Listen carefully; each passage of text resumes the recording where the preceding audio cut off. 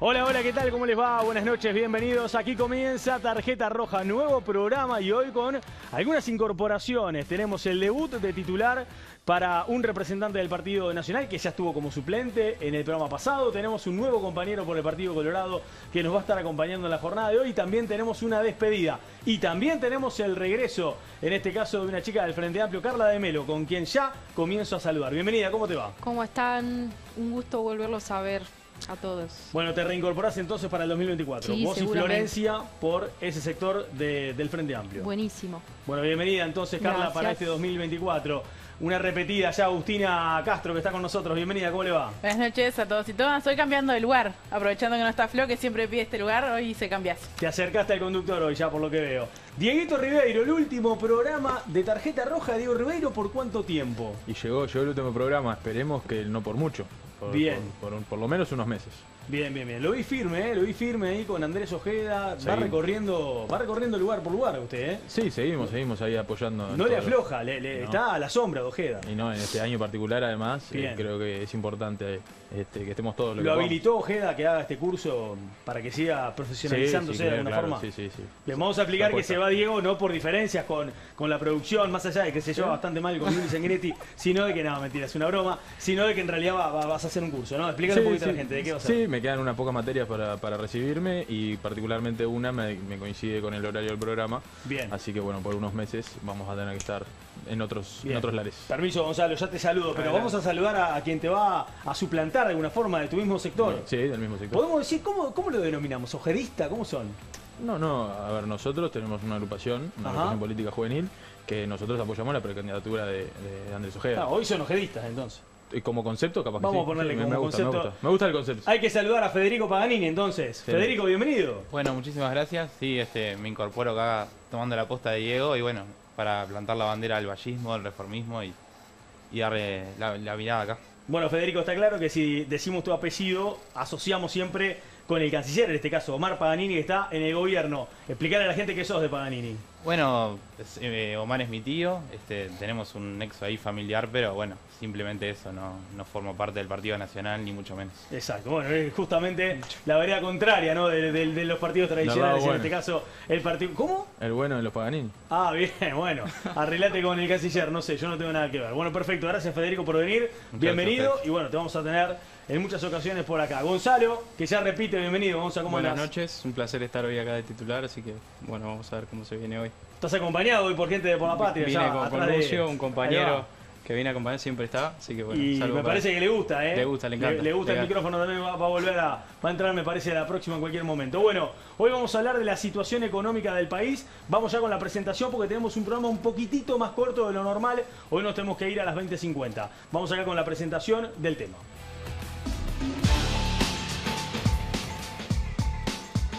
La ministra de Economía, Susana Arbeleche, presentó los datos sobre la situación fiscal y las perspectivas macroeconómicas del país. Para el 2024 estamos esperando un crecimiento del producto de 3,5%. Estamos esperando que continúe el dinamismo en el mercado laboral.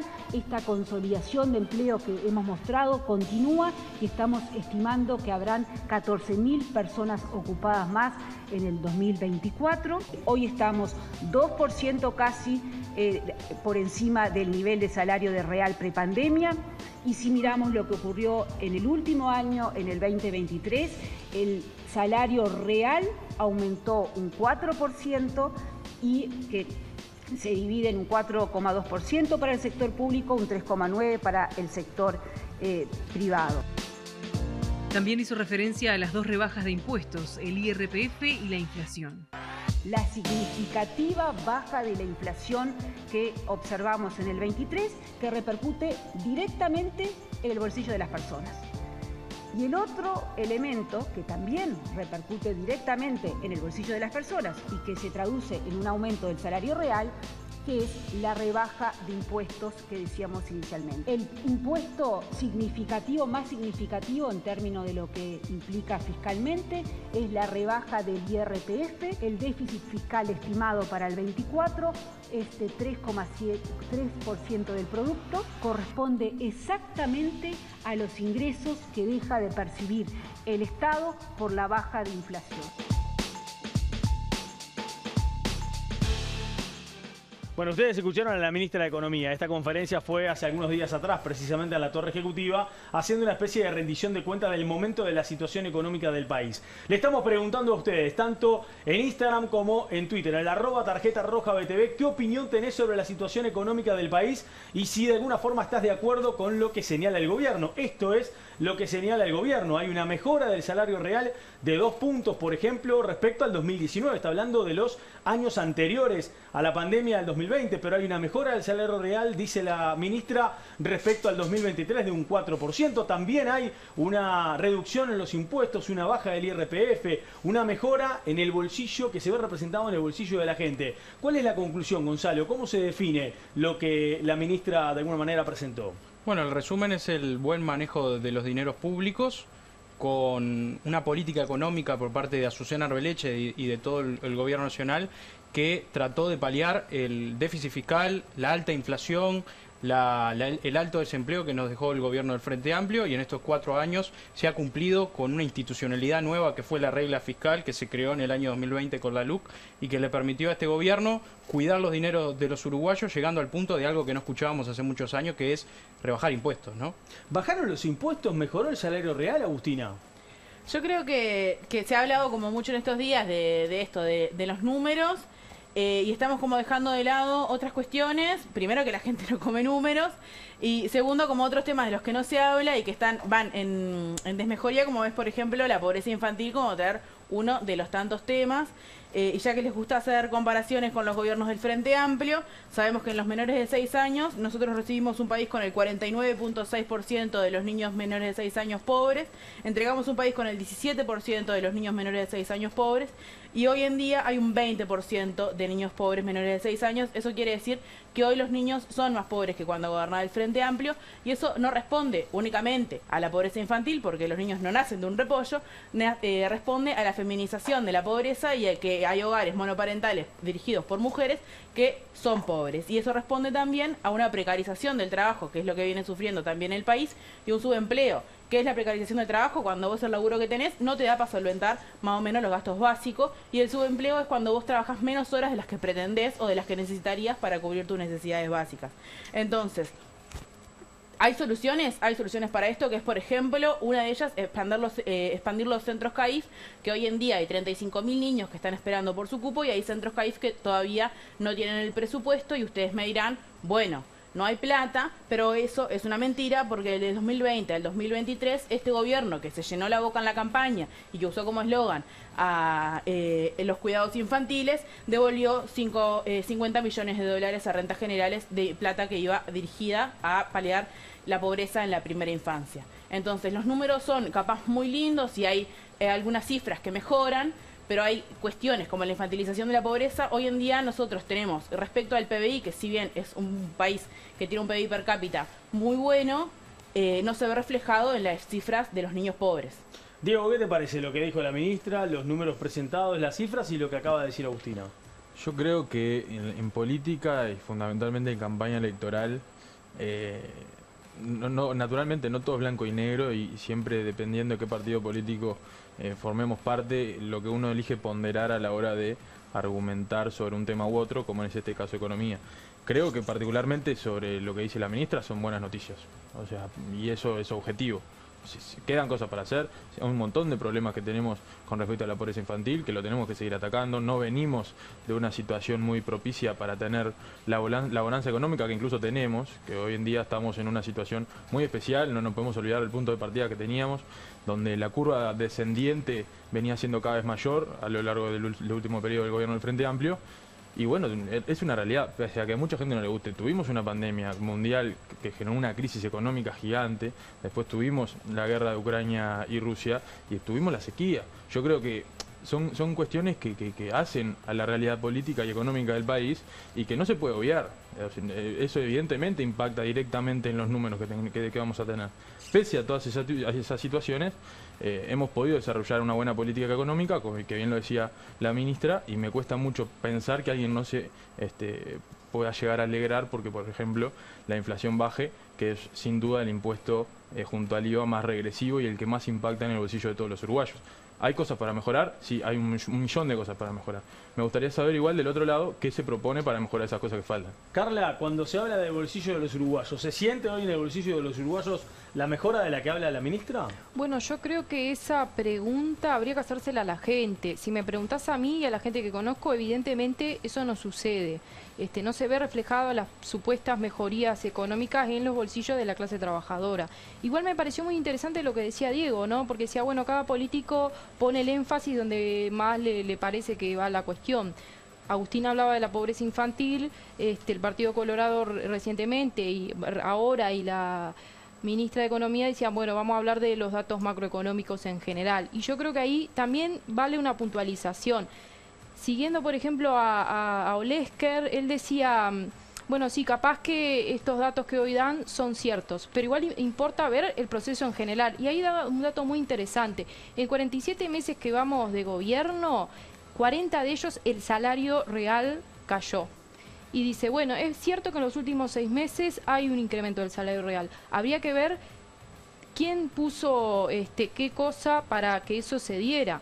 Por ejemplo, yo pienso en el movimiento sindical pujando para dar vuelta la pauta sindical del gobierno, porque me parece que ahí también hay un punto interesante. No son solo cosas que concede el gobierno, sino es la gente organizada luchando. Creo que en este caso del aumento salarial podríamos decir que es el movimiento sindical organizado, tan denostado movimiento sindical, que hoy logra, bueno, revertir una situación tan injusta como la que estaba atravesando nuestro país en tema de salario real. Gonzalo, ¿qué te parece lo que dice? Es el gobierno el que cumple el acuerdo con el sindicato de superar y mejorar el salario real, como vos decías al inicio, 1,9% más de la prepandemia.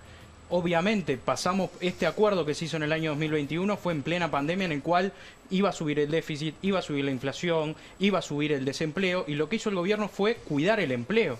Al momento del 2020 al 2024 vamos a tener una creación de 90.000 puestos de trabajo. Y en el gobierno del Frente Amplio de 2015-2019 se crearon 60.000 puestos de trabajo. Estamos hablando de 30.000 puestos de trabajo más que se crearon ahora, porque lo que se pretendió fue cuidar el empleo, y sin embargo el gobierno ha cumplido con el acuerdo con el sindicato de aumentar el salario real 1,9. Sí, obviamente, quizá en algunos meses hubo pérdida salarial, pero fue el acuerdo con los sindicatos de los trabajadores en poder mantener el poder adquisitivo de la gente e incluso superarlo al final de este mandato. ¿Algo para decir? Sí, que en realidad, o sea, no me parece que tampoco la idea sea generar una competencia a ver quién generó más puestos de trabajo, sino quién generó puestos de trabajo de calidad. Si vos generás 400.000 puestos de trabajo y son laburo precarizado o subempleo que en realidad le sirve a la gente para ganar la mínima y subsistir, me parece que no es lo justo, y que tampoco me daría la cara para salir a... ¿Eso pasa para vos hoy en la actualidad? Sí, claro. No lo digo yo. Lo dicen las estadísticas. El laburo en Uruguay está más precarizado que antes. Entonces salir a embanderarse con que generaron más puestos de trabajo cuando en realidad generan puestos de trabajo precarizados para que la gente no tenga la mínima para subsistir, me parece que no es justo. Bueno, pero volvemos a lo mismo, o sea, es cómo nosotros vemos una situación que es compleja para la sociedad, ¿no? Digo, no es sencillo después de todo lo que vivimos, y reitero, pandemia, sequía y guerra, con todo lo que eso implica, no solamente para nosotros, sino también para nuestros hermanos vecinos. Es complicado, digo, desarrollar una política de empleo que te permita generar tantos empleos en tan poco tiempo, y sin duda que es un debe la formación, incluso la formalización de muchos puestos de trabajo. Yo celebro que primero se generen los puestos de trabajo, y ojalá podamos seguir trabajando para justamente poder seguir desarrollando esa formalización y generar mejores condiciones de trabajo. Me parece que ese es un desafío que tenemos para el próximo gobierno, sea el gobierno del color que sea. Pero yo no dije que fuera fácil, ustedes dijeron que estaban preparados. A ver, ¿ustedes estaban preparados por una pandemia, por una sequía, por una guerra en 3 años? La gente no nos dio la oportunidad y sus razones habrá tenido. Pero nos pregunto, me pregunto, ¿ustedes estaban preparados? Seguramente mejor que usted. La gente no lo tengo claro. En la última gran seguro. crisis que había tenido el país en 2012, ustedes están pidiendo el default. La gente, ¿cómo, Agustina? No te entendí. La gente no hubiera pasado tan mal como pasó con este gobierno, seguramente. No lo tengo claro, porque realmente en la última crisis grande que tuvo el país en 2002, ustedes estaban pidiendo el default. No lo tengo tan claro. Federico me está levantando la mano. La crisis del 2008 no la sentiste porque gobernábamos nosotros. Bueno, Federico me está levantando la mano. ¿Qué tenés para decir? Sí, algunas cosas que me quedó en el debate. Sin lugar a dudas, en primer término, la baja de la inflación es un dato altamente positivo para lo que es la población uruguaya y sobre todo la población más vulnerable. Si visualizamos un poquito Argentina, nos damos cuenta que el bolsillo de los trabajadores ha sido totalmente golpeado, y acá que se baje considero que es una buena cosa.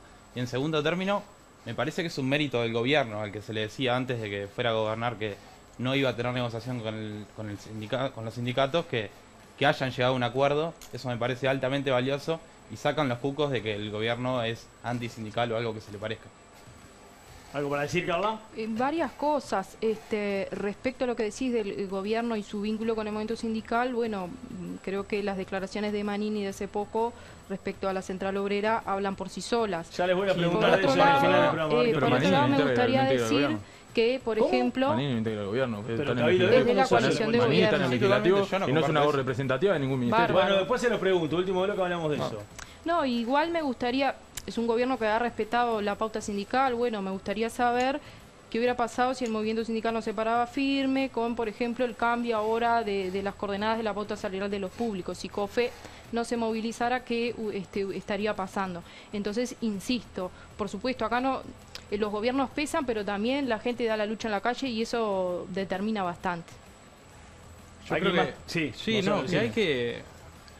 la gente no se tiene que olvidar que en 15 años de gobierno del Frente Amplio, en el 2016, por ejemplo, se aumentaron los impuestos. Y en estos 4 años que vamos de gobierno, en ninguna ocasión se aumentaron los impuestos y por el contrario, se disminuyó el IRPF, que es un impuesto que afecta a gran parte de la población, y el IAS de los jubilados, que es una demanda que vienen llevando los jubilados hace mucho tiempo, en el cual el IRPF dejan de pagar 63.000 uruguayos y el IRPF más de 20.000.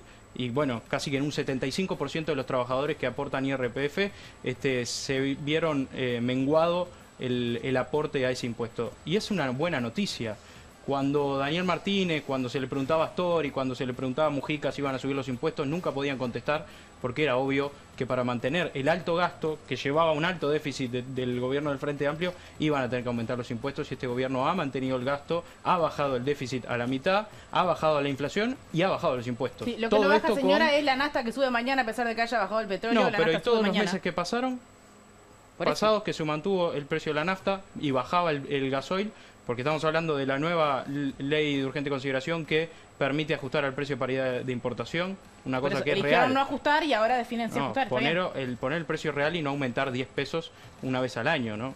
Como hacía el Frente Amplio antes. A chequear. Bueno, vamos a ver qué piensa la gente, ¿no? Porque también le estamos preguntando a la gente en Instagram y en Twitter sobre la situación económica del país, si comparten o no lo que ha dicho el gobierno. Bueno, a ver, empecemos. Agustín acá dice, no hay duda que estamos en una situación económica mejor a la del 2019, los datos son objetivos. Torrado nos dice, el gobierno no sabe dónde está parado, tanto en lo económico como en seguridad, es un desastre. Ariel dice, mejor a pesar del tamaño del Estado. Vamos casi que uno y uno, ¿no? Que sí que no. Por acá dice, estoy de acuerdo con el gobierno desde que asumió, pese a los palos en la rueda. Se ha hecho y mucho. Alonso acá, por ejemplo, dice, crece el empleo en negro, los precios en el súper siguen subiendo también, la gente le está pasando mal. Malena nos dice, tampoco se puede pedir que todo quede como nuevo en tan solo 3 años de administración, algo que no pudo hacer el Frente Amplio en 15. Bueno, esto es parte de lo que está opinando la gente, en un ratito vamos a seguir Hugo no puso nada con hoy. comentarios. ¿Cómo? ¿Quién? Hugo. Hugo, no. No, pero sigue habiendo comentarios, tengo comentarios. Hay que buscar el de Hugo. ¿Quién? Hugo. Hugo, si estás viendo, por favor, mandame. Hugo, Comentá, por favor. Hugo tiene comentarios. Te los voy a leer en el próximo Me bloque. fascina. Hay comentarios de Hugo. Pausa y en un ratito seguimos, dale.